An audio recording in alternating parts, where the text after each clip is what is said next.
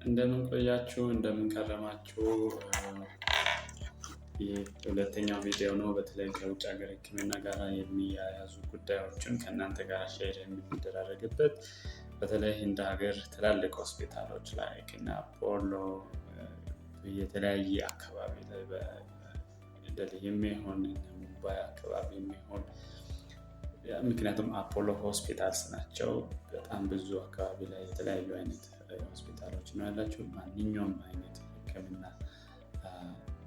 ጥያቄ ካላችሁ ኳሊቲ ኬር አፎርደብል ፕራይስ መስጠት የሚችሉበት ሜካኒዝሞች መኖራቸውን አረጋግጠናል። ግን ይህንን ብዙ ጊዜ ሰው ለተለያየ ጉዳይ ግልጽ አድርጎ ስለማያቀርብላችሁ እነዚህ አይነት አገልግሎቶችን በቅርበትም ሆኖ የሚሰጥ ባለመኖሩ ብዙ ጊዜ ሰዎች አላግባብ ክፍያዎችን እዚህ ሀገር ውስጥ ሆኖ ገና ለገና የሕክምና ድርድር እንኳን ለማድረግ አዲስ አበባ ድረስ ሄደው ብዙ ወጪ እያወጡ ያሉበት ሁኔታ ስላለ ከዚህ በኋላ እዚህ በማስቀምጣችሁ ስልክ የሚሆን በየትኛውም እኔን ልታገኙኝ በምትችሉበት ሜካኒዝሞች እየገባችሁ እንዴት እዚሁ ሀገር ሆናችሁ ወይንም እዚሁ ሐዋሳ ሆናችሁ ወይንም በቤታችሁ ሆናችሁ ባላችሁ አማራጭ እንዴት አድርገን ሆስፒታሉ ምን ያክል ብር ይፈልጋል፣ ለጉዞ ምን ያክል ብር ያስፈልገኛል፣ እዛ በቆይታ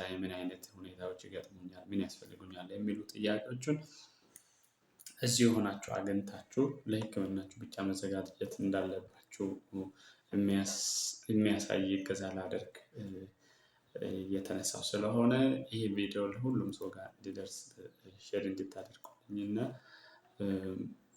ይህንን አገልግሎት ለሚፈልጉ ሰዎች መረጃው እንዲደርሳቸው ምንም አይነት ክፍያ እኔ ሳላስከፍል ነው ይህንን ፕሮሰስ እንድታደርጉ ማገዛችሁ። ስለዚህ ከዚህ በኋላ የውጭ ሀገር ሕክምና የትኛውም አይነት በተለይ ከካንሰር ጋር ተያይዘው ከመካንነት ጋር ተያይዘው ልብ ሕክምና፣ ኩላሊት ሕክምና ማንኛውም አይነት ሕክምናዎችን በሚመለከት በቤታችሁ ሆናችሁ አስፈላጊውን መረጃና ሊያስፈልገው የሚችለው ወጪና አማራጭ ሕክምና መንገዶችን ሼር እንድንደራረግ እንደዚሁ እየገባሁ ከዚህ በኋላ የተለያዩ ሀሳቦችን ሼር ማድረግ ይሆናል።